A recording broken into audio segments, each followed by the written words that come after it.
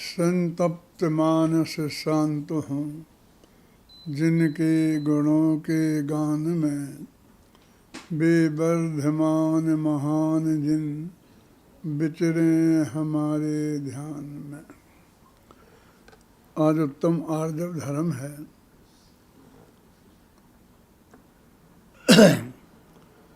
जैसा भगवान आत्मा का स्वभाव क्षमा धारण करने का है, मार्दव धर्म धारण करने का है, उसी प्रकार आर्जव धर्म भी धारण करने का है। और जिस प्रकार अनादि से ही ये आत्मा क्षमा, मार्दव और आर्जव स्वभावी होने पर भी उसके विकारी परिणमन क्रोध, मान और माया के रूप में परिणमित हो रहा है। पूजन हम आरंभ करते हैं तो उसके शुरू में ही आता है कि उत्तम क्षमा, मार्दव, आर्जव भाव हैं। ये तीन तो भाव हैं। 10 धर्म है ना। 10 धर्मों में उत्तम क्षमा, मार्दव, आर्जव भाव हैं। और इन भावों को प्राप्त करने के सत्य, शौच, संयम, तप और त्याग, ये 5 उपाय हैं। 3 भाव हैं और उन भावों की निर्मलता प्राप्त करने के लिए ये 5 उपाय हैं। और आकिंचन ब्रह्मचर्य धर्म 10 सार है। आकिंचन और ब्रह्मचर्य ये 10 धर्मों का सार है। अब जब उनकी चर्चा तब होगी तब उनकी अपन बात करेंगे। आज तो ये भाव की चर्चा चल रही है ना, तो ये तीसरा भाव है। क्षमा, मार्दव, आर्जव, ये 3 भाव हैं। क्षमा क्रोध के अभाव को बोलते हैं और मान के अभाव को मार्दव बोलते हैं। मृदोर भावा मार्दवा, कोमलता का नाम मार्दव है। और ऋजोर भावा आर्जवा, सरलता का नाम आर्जव है। जब भी आर्जव धर्म की चर्चा चलती है तो उसे मन वचन काय के माध्यम से ही समझाया जाता है। कहा जाता है, मन में हुए सो वचन उचरिए, वचन हुए सो तन सो करिए। जैसा मन में आवे वैसा ही वाणी से बोलना, और जैसा वाणी में आवे वैसे ही जीवन में क्रिया में करना, इसे बोलते हैं आर्जव। और मन में और, वचन में और करना कछु और, इसको बोलते हैं मायाचार, मन माया कसाय। मन वचन काय की एक रूपता को बोलते हैं आर्जव धर्म, और मन वचन काय की विरूपता को बोलते हैं माया कसाय। जो कमज़ोर व्यक्ति होता है ना, वो अपने सारे काम माया कसाय के आधार पर ही पूरे करना चाहता है। क्यों जी, जो उत्तम क्षमा का धारक नहीं होगा, क्रोध कसाय का मुमुक्षुता वाला होगा, वो जीव शक्ति के बल पर ही अपना काम करना चाहता है। शक्तिशाली होता है। अब आपने देखा ना, रावण जैसा राजा था, 3 खंड का मालिक था, उसे कोई भय ही नहीं था। क्या उस रावण के ही राज में कोई दूसरा व्यक्ति ऐसा सोच सकता था कि वो दूसरे ही किसी की औरत को ऐसा अपहरण कर लेगा और कोई रोकेगा तो कहेगा मैं नहीं मानता? कर सकता था? रावण ही उसकी हलिया खड़ी ठीक कर देता। लेकिन इसको तो कोई भय नहीं था ना। 3 खंड में का मालिक था, त्रिखंडी था ना, अर्ध चक्रवर्ती, इसलिए उसे कोई डर नहीं था। पत्नी कहती थी, बच्चे कहते थे और सेनापति कहता था, तो नहीं किसी की नहीं सुनता था और बहुत स्पष्ट शब्दों में कहता था कि मैं तो इसे शादी करूँगा, इसे अपनी पत्नी बनाऊँगा। वो कहते ये तो शादीशुदा है, ये कैसी बात कर रहे हो तुम? कुछ नहीं, आँख में शर्म नहीं थी, वो बात खत्म हो गई ना। तो जो शक्तिशाली होते हैं उन्हें किसी प्रकार का भय नहीं होता है, इसलिए वे अपने सारे काम अपनी शक्ति के बल पर करना चाहते हैं, करते हैं। जो कमज़ोर होते हैं तो शक्ति के बल पर तो वे कुछ कर नहीं सकते हैं, उसे तो हजार डर हैं। सीता जैसी नारी के साथ यदि कोई जरा भी छेड़खानी करता ना, तो राजा के बाद तो जब पहुंचेगी तब पहुंचेगी। पहले तो उसके घर वाले ही, जो यदि उसके अधिक शक्तिशाली हुए तो उसकी हुलिया खड़ी कर देंगे, जान से भी मार सकते हैं, और जो भी पिटाई, जो भी दुर्गति कर सकते हैं वो कर सकते हैं ना। इसलिए उसे तो बहुत भय है, घर वालों का भय है, उसका भय है, उस सती का खुद का भय है, दूसरी महिलाओं का भय है, अपने अपने घर की अपनी पत्नी का भय है, अपने बच्चों का भय है। जो लोग में जो बहुत संपन्न होते हैं, सब तरह से कोई कमी नहीं होती है, तो वे दूसरी शादी करते हैं, तीसरी शादी करते हैं। तो माँ बच्चे कभी रोकते हैं, पत्नी यदि रोकती है तो वे नहीं मानते हैं, क्योंकि वे पूरी तरह से स्वतंत्र हैं, किसी दूसरे के पराधीन नहीं है। यदि वो उनकी पराधीनता होती और ये मेरा सहयोग बंद कर देंगे तो मेरी सारी व्यवस्था बिगड़ जाएगी, तो फिर वो नहीं करता। इसलिए आप देखो कि क्षत्रियों में इतने इतने संबंध हुए, अपने शास्त्रों में आते हैं कि नहीं आते हैं, लेकिन वैश्यों में, ब्राह्मणों में, शूद्रों में नहीं हुए। ऐसा नहीं है वे लोग इतना समर्थ नहीं थे, स्वस्थ नहीं थे। स्वस्थ और सामर्थ्य तो जैनेतरों में भी हो सकती है ना, माने जो क्षत्रिय नहीं हैं उनके अलावा लोगों में भी हो सकती है ना। लेकिन वो उनमें उस टाइप की शक्ति की कोई कमी थी, इसकी वजह से उनने नहीं की, और इनमें कोई इस टाइप की शक्ति में कोई और बहुत विशेषता थी, ऐसी कोई बात नहीं थी। तो वो शक्तिहीन व्यक्ति मायाचार के माध्यम से अपने कसाय की पूर्ति करना चाहता है। किसी से स्वयं तो लड़ नहीं सकता है, किसी ने कुछ किया तो वो क्या कहता है, उससे तो मीठी मीठी बातें करके किसी तरह पिंडा छुड़ाता है, फिर और दूसरे किसी शक्तिशाली से उसे विरुद्ध उसे भड़काता है और उसको भिड़ा देता है।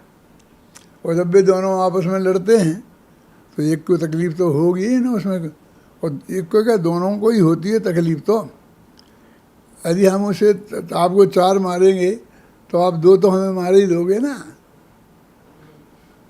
तो इस तरह वो दूसरों को भिड़ा कर और अपना बदला लेना चाहता है। तो मायाचारी छल कपट करके के माध्यम से ही अपने सारे काम सिद्ध करना चाहता है। अब कमज़ोर तो पहले ही सिद्ध हो गया है, तो जब वो पोल खुल जाएगी, जैसे जो उसने मायाचार किया है ना, इसकी बात यहाँ झूठी बढ़ाई है, उसने ऐसी बढ़ाई कि उसने ऐसा कहा, उसने ऐसा कहा, ये रोजीना अखबारों में आता है ना। एक दिन कहा कि साहब इन्होंने ये कहा कि एक भारतीय जनता पार्टी से मिले हुए हैं, अखबारों में सब में छप जाता है, वो अल्लाह हो जाता है, सारे देश में जो प्रतिक्रियाएं आ जाती हैं। और जब ज़्यादा प्रतिकूल प्रतिक्रिया आई, जो अपनी सीमा के बाहर होने लग गई, तो कह देता मैं तो नहीं कहा था। किसे कहा था, कब कहा था? रोजाना देखते हैं, रोजाना होता है ना ऐसा। और जो शक्तिशाली होता है बोले हाँ हाँ कहा था, बोलो बोलो क्या कहना है ना, तो बेचारा चुप रह जाता है। मेरे कहने का अर्थ है शक्तिशाली अपने सारे लौकिक काम शक्ति के बल पर करना चाहता है, क्रोधी और मानी लोग ये शक्तिशाली लोग होते हैं। शक्तिशालों के लोगों में भी क्रोध और मान की प्रमुखता होती है। और कमज़ोर लोगों का काम है ये मायाचार, लोभ। चार कसाएँ हैं ना, क्रोध, मान, माया, लोभ। तो दो कसाएँ तो द्वेष रूप हैं। कौन? क्रोध और मान। और दो कसाएँ राग रूप हैं। कौन? मायाचार और लोभ। तो ये जो क्रोधी और मानी जो दो व्यक्ति होते हैं वे द्वेष रूप हैं, इसलिए वे शक्तिशाली ही, उनका ही मान प्रकट होता है। ऐसा अर्थ नहीं है कि जो कमज़ोर हैं उन्हें अभिमान नहीं होता है, जो उन्हें क्रोध नहीं होता है, भरपूर होता है, अनंतानुबंधी का होता है। और तीव्र मंद उदय के हिसाब से भी तीव्र से तीव्र हो सकता है, उससे भी तीव्र हो जो शक्तिशाली है, लेकिन वो सहज भाव से प्रकट नहीं होता। प्रकट होने के लिए शक्ति चाहिए, होने के लिए शक्ति थोड़ी चाहिए। तो मायाचारी हमेशा मायाचारी के माध्यम से अपना काम सिद्ध करना चाहता है। क्या मायाचारी उसने की कि दो बड़े आदमियों को भिड़ा दिया। उससे कहा तेरी बुराई कर रहे थे, उसके सामने ऐसा कह रहे थे, उससे कह दिया कि तुम्हारी बुराई वो कर रहा था, अभी आप भी दोनों भिड़ जाते हैं। उनमें से कुछ लोग होशियार होते हैं तो वो कहते हैं कि नहीं पता करो, पहले पूछूं कि तूने ऐसा कैसे कहा, तुम क्या समझता है अपने को। तो वो यदि कमज़ोर हो तो कैसे कहें मैंने नहीं कहा है, वो भी ऐसा भी कह सकता है। और हो सकता है कि एक्चुअल में उसने कहा ही नहीं हो, ये तो भड़ा रहा है ना गलत, झूठी, तो भी वो कह सकता है कि नहीं भाई साहब मैंने नहीं कहा, मैं आपके बारे में ऐसा क्यों कहूँगा, मुझे कोई शिकायत नहीं है आपसे। तो दो जो शक्तिशाली हैं उनके बीच में जो छल किया था, यदि वो प्रकट हो जाए तो दोनों उसको आक्रमण शायद बर्दाश्त करना पड़ेगा। क्यों? वो कहेगा तूने मेरे नाम से ऐसा झूठा क्यों बोला, और वो कहे मेरे से उसके नाम से झूठा क्यों बोला, तो दोनों ही उसे मारेंगे। तो जो वो बचना चाहता था उन्हीं से भिड़ना, उन्हीं से डबल शक्तिशाली से भिड़ना पड़ा, है ना। तो इसलिए वो निरंतर भयाक्रांत रहता है। अपनी इस किताब में अपन ने लिखा है कि मायाचारी 24 घंटा भयाक्रांत रहता है। कि क्यों? कि भय का कारण नहीं हो कि जो उसने झूठी चाल चली है वो चाल के खुल जाने का डर उसे हमेशा बना रहता है। हो सकता नहीं खुले, वो बात ही नहीं खुले, वो सामने वाले को ऐसा विकल्प ही नहीं आया कि मैं इससे पूछूं कि तूने कहा था कि नहीं कहा था, वो तो मान के ही ले लेता है।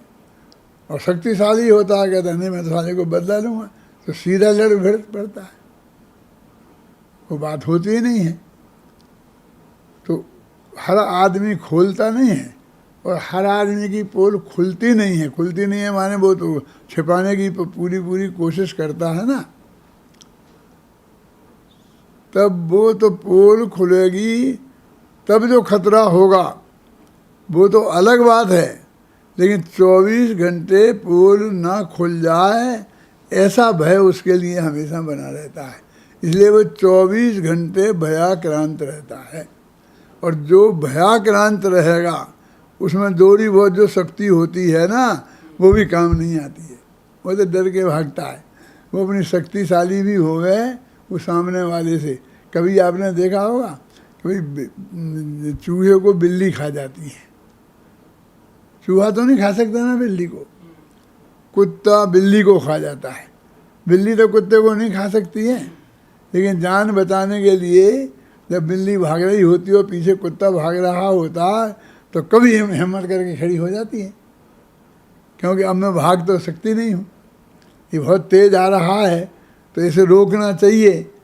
तो एकदम अपनी जान की बाजी लगा करके अकड़ के खड़ी हो जाती है और गुर्रा करके वो भी घबरा जाता है, फिर वो भी डर जाता है, फिर उस पर आक्रमण नहीं करता है, फिर 2 मिनट सोचता है,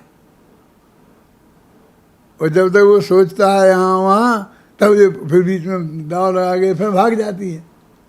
माने वो अंदर में जिस वक्त वो सामना करने को खड़ी हुई थी तब भी वो जान रही थी कि मैं कमज़ोर हूँ, तब भी वो भागने की फिराक कर रही थी, लेकिन भाग नहीं सकती थी तो सामना करती है।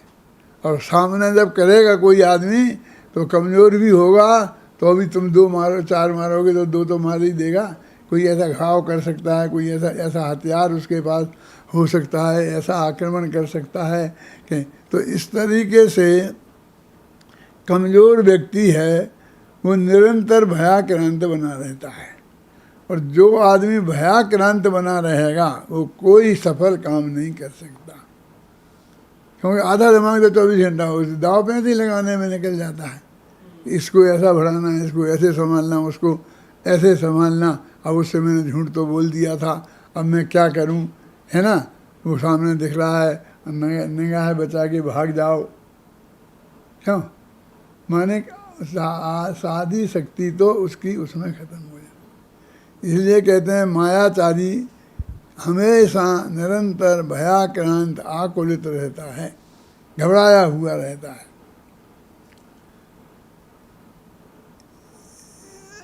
लेकिन ये बात जो परिभाषा है ना, मैं ये तो नहीं कह सकता हूँ कि ये झूठी है, लेकिन सच्ची भी नहीं है। ये क्या कह रहे हो, झूठी नहीं है और सच्ची भी नहीं है, इसके कहने का क्या अर्थ है कि है, क्योंकि जो मायाचारी व्यक्ति है वो शक्तिशाली हो उसको ही माया हो ऐसा थोड़ी है। कमज़ोर को भी माया होती है, शक्ति गुस्सा आता है, और शक्तिशाली को भी मायाचारी होती है। कई मायाचारी तो हमारे मनोरंजन के लिए ही होती है, बोलिए उसमें शक्ति की कहाँ ज़रूरत है। अपन यहाँ बैठे चुपचाप, कोई आदमी एक वहाँ से आ रहा है तो चुपचाप अपन आड़ में खड़े रहे और आते एकदम जोर से चिल्ला, ये सांप करते कि नहीं करते हैं, सांप है ऐसा करके चिल्लाए। अब हो सकता है कि इससे वो घबरा करके एकदम पीछे को हो और पीछे दीवार हो और उससे दीवार से उसका माथा लगे तो माथा फट जाए। तूने तो मजाक किया थोड़ा सा, लेकिन उससे उसका बहुत बड़ा नुकसान हो सकता है ना। पैर फिसल जाए, जीना पे हो गए और घबरा कर पैर फिसल जाए तो टांग टूट जाए, अस्पताल में सीधा चला जाए। लेकिन बहुत लोग ऐसा नहीं कहें, अभी सुबह से शाम तक आप निगाह डाल के देखोगे तो जो आपके जो साथी हैं, जो मित्र हैं, वे भी ऐसा व्यवहार किया करते हैं। कोई मनोरंजन के लिए, कोई इस बात के लिए, कोई छल समझ के लिए, कोई अपनी होशियारी बताने के लिए, हैं। रेलवे से क्या टिकट नहीं लिया और फिर पूरे रेलवे में चोरी करके चले आए किसी तरीके से, फिर रेलवे स्टेशन पे उतर गए और प्लेटफार्म पर भी कहीं रास्ते से बनाकर बाबू को बुद्धू बनाकर बातों में लगाकर और निकल गए। खैर वो तो जो तुमने किया कि उस वक्त तो तुम्हारा लोभ काम कर रहा था, क्या पैसा बच जाएगा, लेकिन उधर जाकर भी डींगे हाँकते हो कि मैंने ऐसा कर दिया, मैंने नहीं लिया, मैंने बाबू को ऐसा कर दिया, मैंने ऐसा कर दिया। इसमें क्या लेना देना है। इसमें तो खतरा ही खतरा है कि तुम और फंस जाओगे। तो इस तरह से बहुत सा मायाचार मनोरंजन के लिए और कारणों से भी किया जाता है, लेकिन वो जो मायाचार है वो मुख्यतया कमज़ोर आदमी का कार्य है। और वो हमें दो बड़ों के बीच में जो मायाचार कहता है उसके खुल जाने का डर उसे 24 घंटे बना रहता है, इसलिए वो भयाक्रांत रहता है। और भयाक्रांत जो रहता है उसकी वजह से ही वो मतलब वो कमज़ोर वो होता है। जैसे महिलाएं, तो महिलाओं में आया प्रवचन सार में लिखा है मायाचारी वे इत्थीनम, वो उत्कृष्टता की अपेक्षा नहीं है, वो तो बहुलता की अपेक्षा है। क्यों कि वही सिद्धांत यहाँ काम करता है कि पुरुष की अपेक्षा महिलाएं शारीरिक दृष्टि से कमज़ोर होती हैं, तो वो अपने सारे काम अधिकांशतः मायाचार के माध्यम से करते हैं, इसलिए उनमें मायाचार की बहुलता हैं पाई जाती है। तो कहते मायाचारी व्यक्ति 24 घंटा इस तरह के कामों में रहता है और उससे वो समझता है कि मेरे कार्य की सिद्धि हो जाएगी। अपनी बात अपन ने शुरू की थी कि भाई मायाचार का स्वरूप क्या है। कहते भाई मन में और वचन में और काया में और सोचे कुछ और, बोले कुछ और करे कुछ और, तो उसे अपन मायाचार कहते हैं। मैंने कहा था कि ये मायाचार की परिभाषा सही नहीं है। क्यों? कोई एक इंद्रिय जीव है, अब वो बोलता ही नहीं है, उसके मन ही नहीं है, तो सोचना ही नहीं है क्या? तो क्या अब तो जो काय से करेगा वो ही है। तो उसी मनुष्य ने कहा कि विरूपता कहाँ रही? वो सोचे कुछ और, बोले कुछ और करे कुछ और, तो उसमें मायाचार तो नहीं रहा। तो जो कहाँ है मायाचार? हमें तो कोई मायाचार ही नहीं दिखती। पृथ्वी में क्या मायाचार है, वनस्पति में क्या मायाचार है, जल में क्या मायाचार है, चिंता में बेचारे क्या मायाचारी करते हैं। शास्त्रों में उठा के देखो, 23 कसाएं होती हैं एक इंद्रिय जीव के। जानते हो 23 में 25 कसाओं के नाम जानते हो? क्रोध, मान, माया, लोभ, 4 प्रकार के अनंतानुबंधी क्रोध, 4 प्रकार के प्रत्याख्यान, 4 प्रकार के अप्रत्याख्यान और 4 प्रकार के संजुलन। ऐसे 16 तो ये हुए। फिर हास, रति, अरति, भय, शोक, गुस्सा, स्त्री वेद, पुरुष वेद, नपुंसक वेद, ये 25 कसाएं होती हैं। इन 25 में से 23 कसाएं एक इंद्रिय के होती हैं। कौन नहीं होती है? कौन नहीं होती होगी? गुस्सा नहीं होता होगा, मान नहीं होता होगा, माया नहीं होती होगी, लोभ नहीं होता होगा, सब होते हैं। सिर्फ स्त्री वेद और पुरुष वेद ये 2 नहीं होते, क्योंकि वो नपुंसक वेदी होते हैं। नार की नपुंसक होते हैं ना, तो उनके 2 कथाएं नहीं होती बस ये। तो ये तो बिल्कुल बहुत साधारण बातें हैं। ये तो बहुत साधारण कसाएं हैं। तो 9 कसाएं हैं। 9 माने ईसत कसाय, तो नाम मात्र की कसाय है। असली कसाएं तो जो हैं वो तो सब हैं। और मंद ही मंद रहती हूँ ऐसा भी नहीं है। तीव्र मंद का तो उतार चढ़ाव होता रहता है, वो होती रहती हैं। तो इसलिए मायाचार की ये परिभाषा 1 इंद्री, 2 इंद्री, 3 इंद्री, 4 इंद्री और असैनी 5 इंद्रिय पे घटित नहीं हुई। तो ये उसमें मायाचार की मैंने इन तीनों की विरूपता दिखाई नहीं दी। लेकिन अकेली विरूपता नहीं होना ही आर्जव धर्म नहीं है।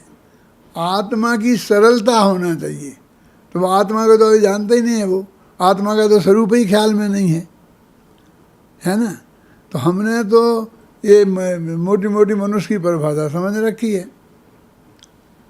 और आर्जव धर्म होने के लिए जो मन में हो वो ही वचन में हो और वो ही काया में हो, ऐसा होना चाहिए ना। सिद्ध भगवान के आर्जव धर्म है क्या? नहीं है। अरे सभी धर्मों के धनी, सब प्रकार की कथाओं का अभाव हो गया, क्यों? तो आर्जव धर्म है ना उनके, है। और न उनके मन है, न वचन है, न काया है। इन दोनों की, तीनों की एक रूपता कैसे होगी? तो वो परिभाषा सब पे घटित नहीं होती है, सिर्फ सैनी पंचेंद्री पे।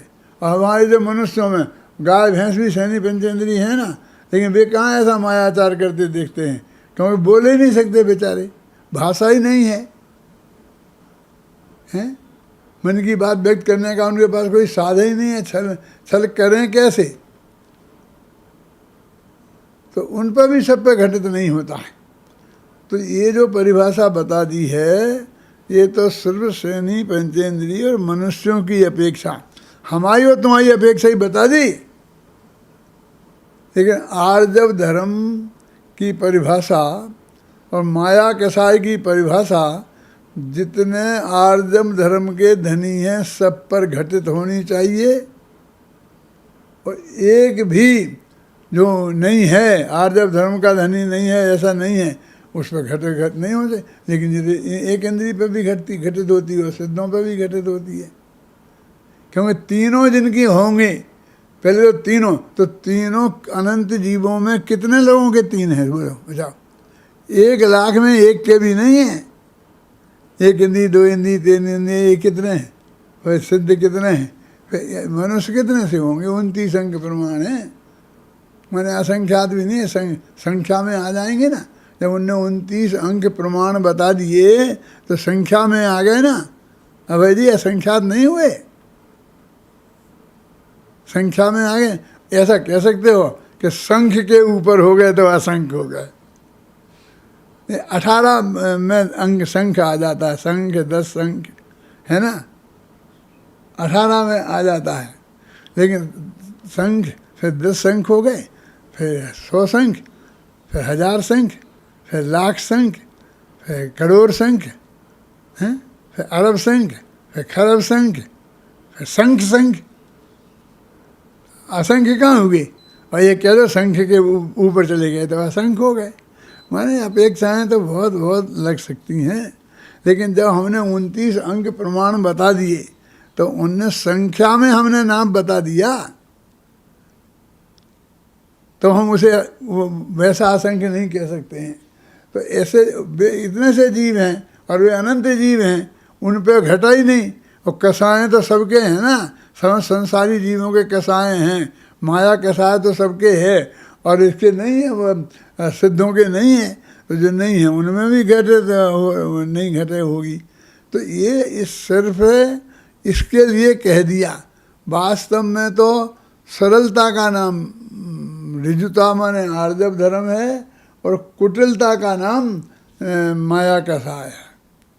वो कैसी आर्जव, कैसी सरलता, कैसी कुटिलता, इसकी बात अपन बाद में करेंगे। तो जब ये बात कहते हैं तो कहते हुए हमारे पूजन में तो लिखा है, सारे लोग तो उसी को समझ लेते हैं। उपदेश देते हैं कि मन में होए सो बचन उचरिए, बचन होए सो तन सो करिए।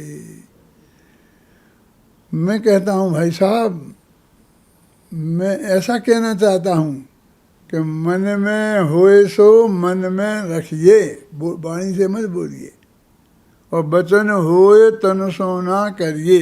ये क्या बात करते हो? हम तो पूजा पढ़ के रट गए और उसको आर्जव धर्म समझते हैं, और तुम जैसे ही टोपी वाले पंडित आए थे और उन्होंने खूब समझाया था हमें कि मन में और वचन में और करे सो। हमने अपने माँ के पेट से थोड़ी सीखा है। और आज तुम ये कह रहे ऐसा नहीं है, तो विचार करो। तुम तो मनुष्य हो जो विचार कर सकते हो, विचार करो। वो तो ये उन्होंने तुम्हें समझाने के लिए उसका उपयोग किया है। मायाचार मन वचन काय के माध्यम से होता नहीं है, समझाया जाता है। वो होने का कारण नहीं है, वो कारक हेतु नहीं है, वो ज्ञापक हेतु है। कि तुम यहाँ न्यायशास्त्र पढ़ाने लग गए? अरे बहुत सरल है वीर सागर, तुम पढ़ाते होगे यूनिवर्सिटियों में, इसलिए तुमको कठिन लगता है। हम तो चुटकियों में समझाए किसी भी आदमी को। हैं? क्या बता रहे, क्या कह रहे थे? ज्ञापक। जो बताने का काम करे वो ज्ञापक, जो करने का काम करे वो कारक। अब इतनी सी तो बात है कि हमने कहा पर्वतो एवं अग्निमान, इस पर्वत पर अग्नि है, धूमवत्वात्, क्योंकि ये पर्वत धुएं वाला है, इसके ऊपर धुआं उड़ रहा है ना, ये कहा। तो यहाँ पर जो धुआं पैदा हुआ है वो तो अग्नि में से ही आया है। बिना धुएं की अग्नि तो हो सकती है, फिर बिना अग्नि का धुआं नहीं हो सकता। वो अनुभव व्यतिरेक होता है, तुम्हारी व्याप्ति घटती है क्या? बिना अग्नि के धुआं नहीं हो सकता। तो कारक की दृष्टि से अग्नि है कर्ता और धुआं है कार्य। ठीक है। अब हमको हमारा काम अग्नि फग्नि है ही नहीं। इस पर्वत पर अग्नि है क्या नहीं, हमें तो सिर्फ ये जानना है, ये जानना काम है हमें। हमारा करना कुछ नहीं, रोटी नहीं बनाना हमें चाय गर्म नहीं करनी है, हमें कोई काम नहीं है उस अग्नि से। हमें तो सिर्फ जानना है कि इस पर्वत पर अग्नि है कि नहीं। और चूंकि अग्नि दिखती नहीं है, अब दिखेगी नहीं तो कैसे बताएं। तो ऊपर धुआं उड़ रहा था, तो धुएं को देखकर हमने अग्नि का अनुमान किया कि जहाँ जहाँ धुआं होता है वहाँ वहाँ अग्नि अवश्य होती है, और जहाँ अग्नि नहीं होगी वहाँ धुआं नहीं होगा। इस नियम के अनुसार चूंकि यहाँ धुआं दिखाई देता है, इसलिए यहाँ अग्नि है। तो अग्नि का ज्ञान हमें धुएं के ज्ञान से हुआ। अब हमने जबरदस्ती अग्नि को कारण और धुएं को कार्य मान लिया, जबकि यहाँ कार्य कारण ये नहीं है प्रोफेसर साहब। यहाँ धुआं कार्य नहीं है, वो तो एक धुएं का ज्ञान कारण है और अग्नि का ज्ञान कार्य है, और वो उससे उत्पन्न हुआ है। कहाँ कठिनाई है इसमें? ये जान सकते हैं हम, लेकिन ये जानने ही तक का काम है। तुम उस वक्त उठा के चाय बनाने लगो अथवा सिगरेट जलाने लगो तो नहीं मिलेगी। धुएं अग्नि के ज्ञान से सिगरेट नहीं जलती है, हैं? और उसमें भ्रम में पड़ जाते क्या। मैं तो ये कहा करता था, हमारे गुरुजी हमें पढ़ाते थे तो यही पढ़ाते थे, यत्र यत्र धूमा तत्र तत्र बन्नी। तो मैं कहता आपकी ज़िंदगी इसमें ही निकल गई। 70 वर्ष रोजी ना, यत्र यत्र धूमा तत्र तत्र बन्नी। ये सारी दुनिया देखी नहीं, दुनिया कितनी बड़ी हो गई है। तो वो ये कह रहे हैं कि वो ज्ञान, वहाँ ज्ञान उद्देश्य है, तो उन्हें समझाना था क्या? मायाचार। तो जो मन वचन काय के मायाचार को समझाना आसान है। और एक इंद्रिय वाले को, अग्नि को, जल को, पृथ्वी को, पेड़ को मायाचारी है, एक छल कपट कर रहा है, ये सिद्ध करना अरहंत भगवान को पसीना छूट जाए। क्यों? क्या करें कि साहब तर्क से सिद्ध करो। क्या करें, क्या करें भगवान? भैया देख, मैं तुझे बता सकता हूँ क्योंकि मुझे जानता है, मुझे साफ साफ दिखाई दे रहा है, इसलिए मैं कह सकता हूँ। ख्याल में तेरे को कि व्हाट इज द प्रूफ, आप तो सिद्ध करके बताइए हमें। लेकिन मेरे बस की नहीं है सिद्ध करना। क्यों? प्रत्यक्ष से तो वो जाना जा सकता है, वो प्रत्यक्ष एक ज्ञान है, वो सिद्ध करने का क्या नहीं है। सिद्ध करने का तो सामने लाके बताएं तो सिद्ध हो, वो हेतु बताएं तब सिद्ध हो। फिर वो तो उसकी तो एक अनुमान की प्रक्रिया है, वो परोक्ष ज्ञान वाले का काम है, वो प्रोफेसर साहब का काम है। यदि तुम्हें सिद्ध करवाना है तो वीर सागर के पास जाओ। मेरे पास काम नहीं है। तो छलकपट वालों का, मायाचारियों की मायाचार मन वचन काय के माध्यम से प्रकट होती है, होती नहीं है। होने का कोई संबंध नहीं है, प्रकट होती है। और कहते समझने समझाने के लिए प्रकट होना ज़्यादा महत्वपूर्ण है। क्या ख्याल में है ना? ये महत्वपूर्ण नहीं है, इसलिए उन्होंने समझा दिया। उन्हें मनुष्यों को समझाना था, और मनुष्य ही समझाने वाले थे, मनुष्य ही समझने वाले थे, तो उन्होंने वो समझाया कि क्यों समझाया। अब तुम्हें ये कारण बताओ, तुम क्यों समझाया। क्योंकि तुम्हारे पास, अब हम कहते देखो पर्वत पर देख लो, तुम कहते हमें नहीं दिखती, हम क्या करें। समझाने के लिए, होने के लिए नहीं है। हम समझाने की बात आती है शास्त्र में तो हम उसे होने पर घटित कर देते हैं। अब वो कारक और ज्ञापक का अंतर हमारी समझ में नहीं आता है। कि वो जो स्कूल में पढ़ाया जाता है ना, पास्टर जी पंडित जी पढ़ाते हैं, वो होता है कारक और ये होता है ज्ञापक। ये ऐसा अरे ऐसे काम नहीं चलेगा। देखो मैं इसको समझाता हूँ मायाचार को। एक दुकान पर एक ग्राहक गया और उसने एक कपड़ा उठाया, कहा ये क्या भाव है? तो उसने कहा कि 8 रुपये मीटर। कि ठीक है मैं अभी आता हूँ लूँगा। फिर वो आध घंटे बाद घर से पैसे वैसे ले करके आया और फिर उसने पूछा कि ये कपड़ा क्या भाव है? वो दूसरा सेल्समैन था, तो वो बोला 12 रुपया मीटर। कि इतनी लूट! उस दूसरे ने तो मुझे 8 बताया था, तुम 12 बता रहा है। ऐसा कह के वो वहाँ से चला गया।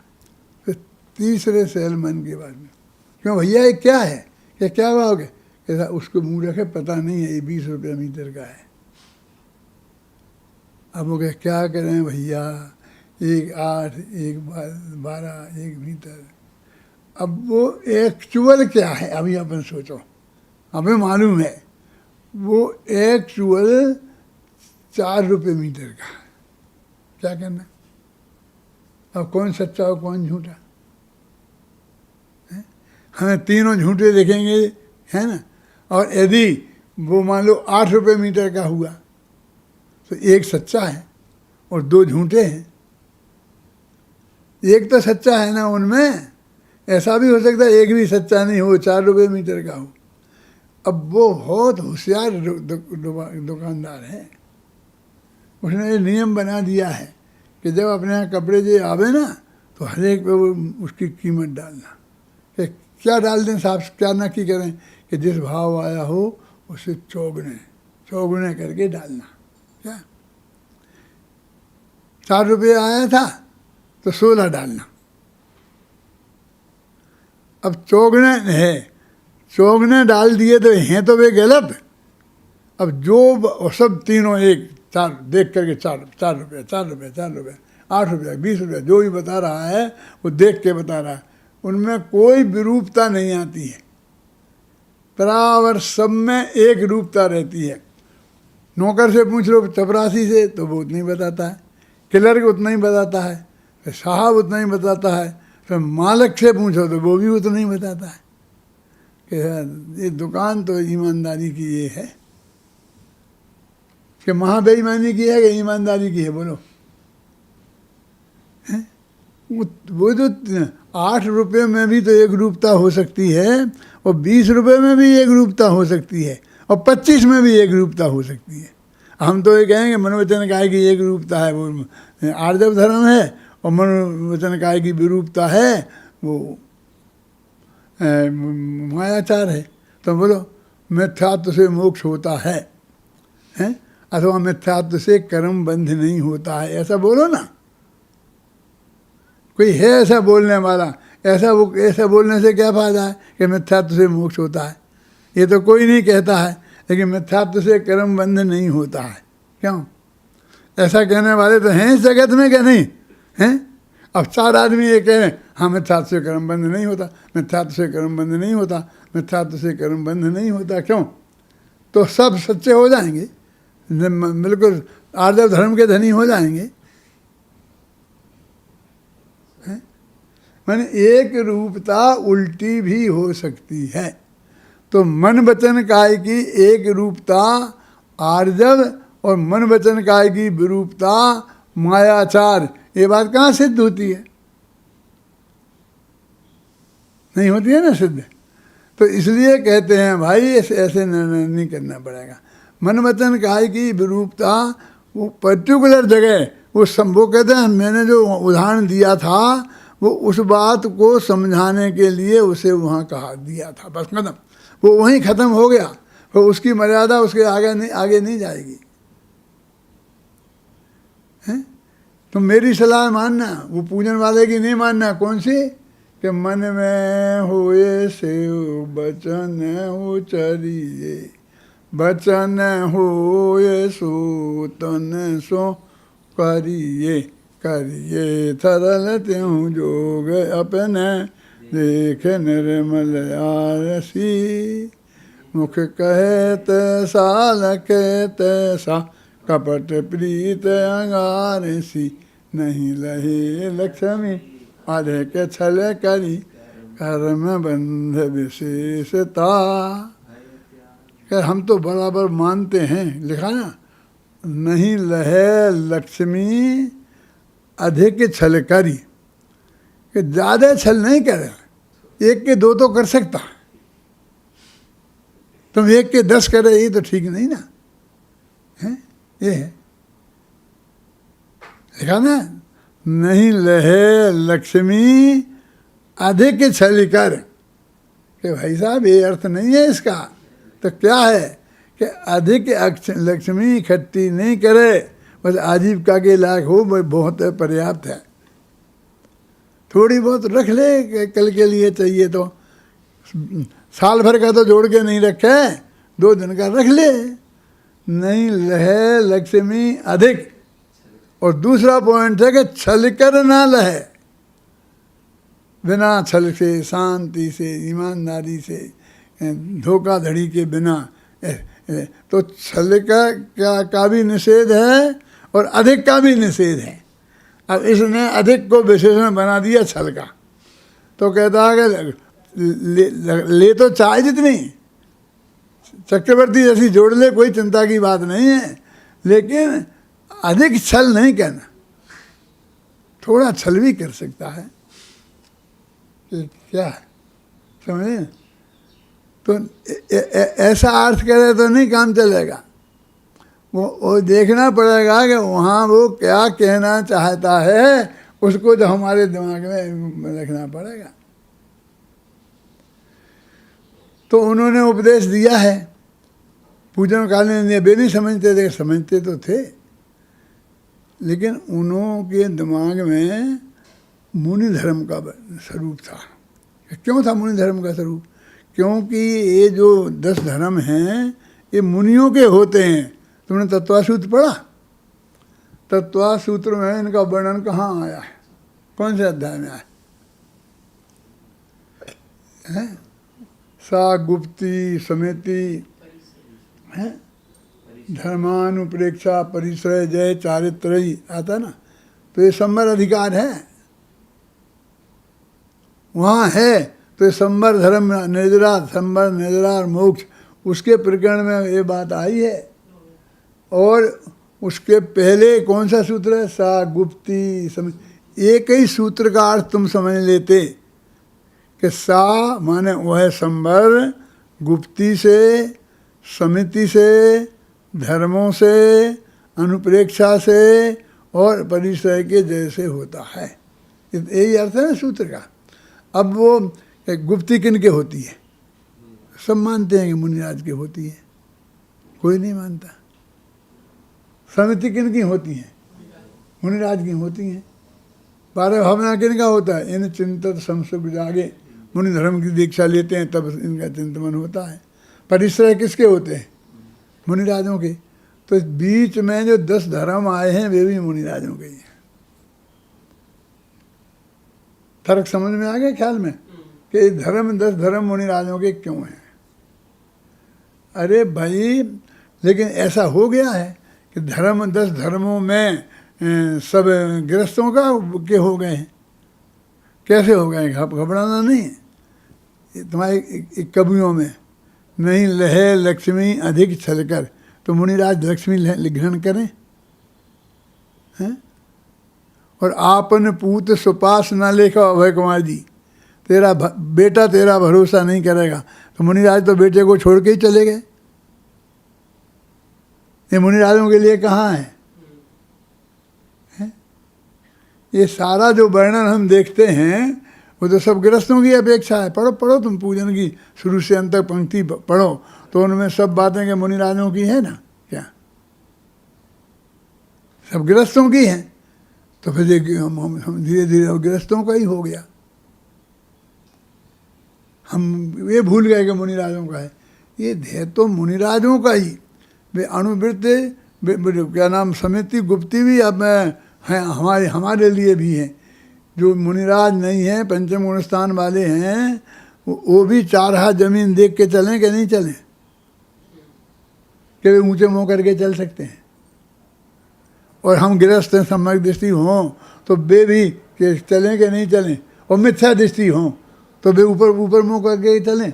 पैर में कांटे लग जाएंगे, कांटे तो देख भले आदमी, जीभ देख चाहे नहीं देख। तो अपन कहते हैं सभी को देख के तो चलना चाहिए, लेकिन मुनि राजों को जरा और कड़काई से पूरी तरह से, और यहाँ वहाँ निगाह नहीं फेरे, और एकदम जो मर्यादा है ना, निरतिचार देख करके चले, इतनी बात है। बाकी हैं तो सबके लिए। ऐसे क्षमा के लिए मुनि राज ही कर सकते हैं, गृहस्थ क्षमा नहीं कर सकता है।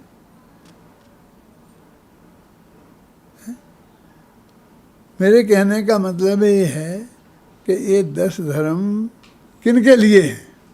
तो 10 धर्म कहते हैं मुनिराजों के लिए भी हैं, अनुवृत्तियों के लिए भी हैं, अवृत्तियों के लिए भी हैं, और मिथ्यादृष्टियों के लिए भी हैं।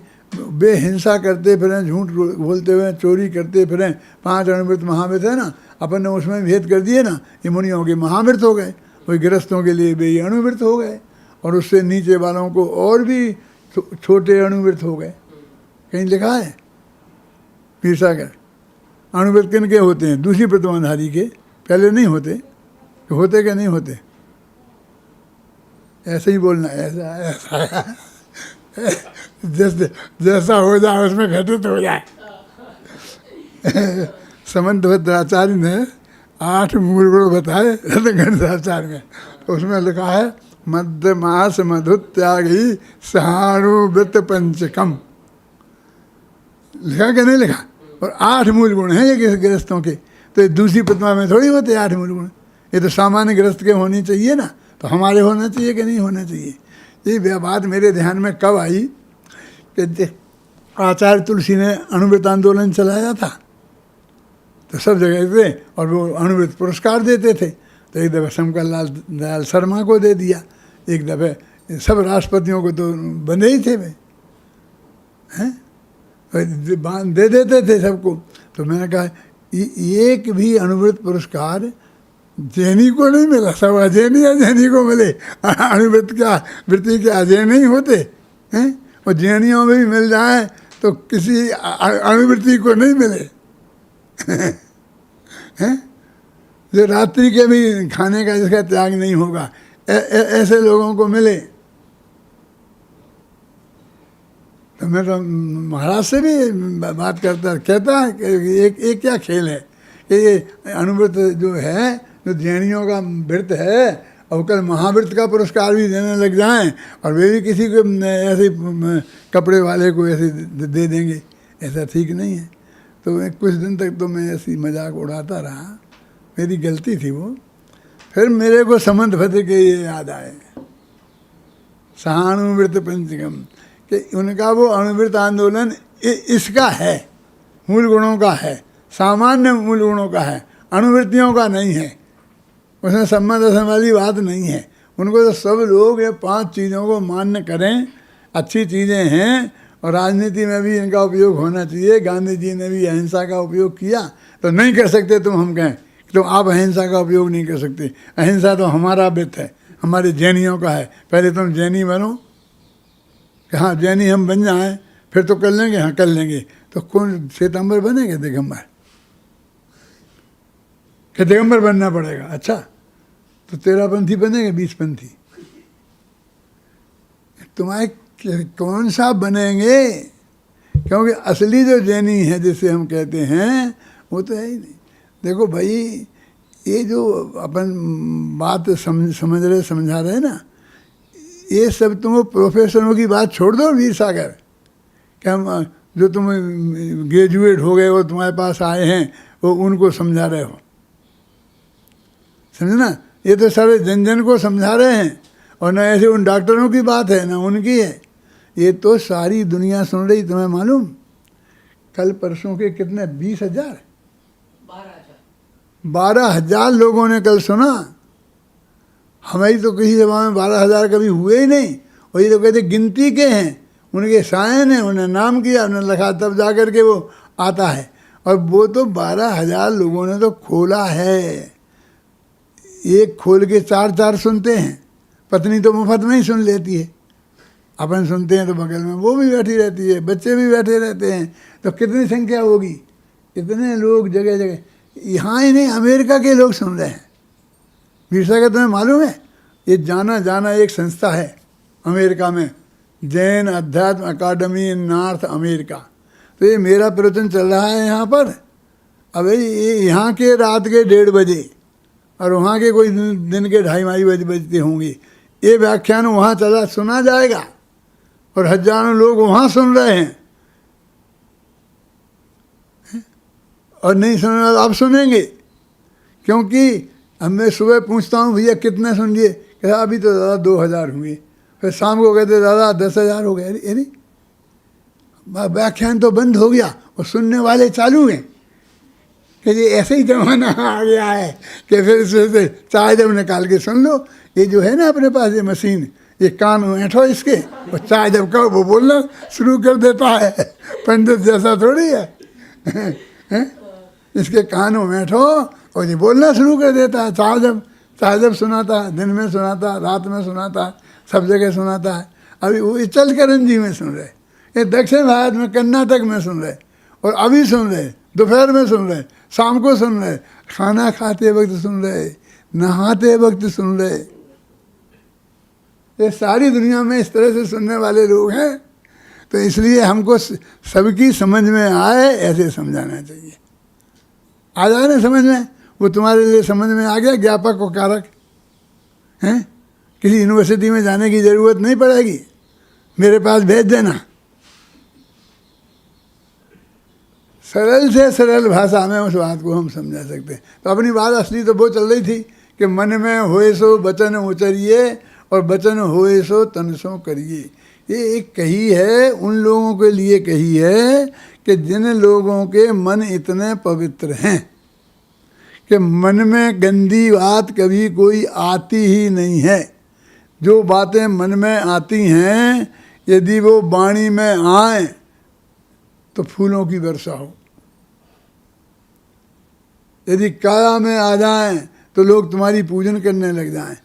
मन इतना पवित्र हो कि उसमें इतनी अच्छी बातें ही आएँ, कौन वो अच्छी बातें आएँ कि वो वाणी में आएँ तो फूलों की वर्षा हो।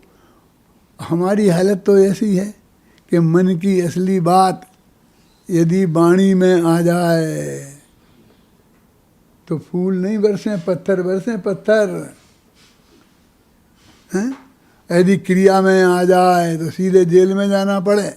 बोलो, अपन गुस्से में बोलते हैं ना कभी, मैं तुझे जान से मार दूंगा, तुम समझता क्या है। अभी वाणी में आ गई ना तो क्रिया में लाना चाहिए, मार जान से। हैं क्या कह रहे, बोलो क्या कह रहे हैं। इसलिए मेरी सलाह मानना। कौन सी है आपकी सलाह है कि मन में होए सो मन में रखिए, वचन होए तन सोना करिए। क्यों? क्योंकि हमारे मन इतने खराब हो गए हैं कि उनमें कोई अच्छी बात आती ही नहीं है, खोटी बातें ही आती हैं।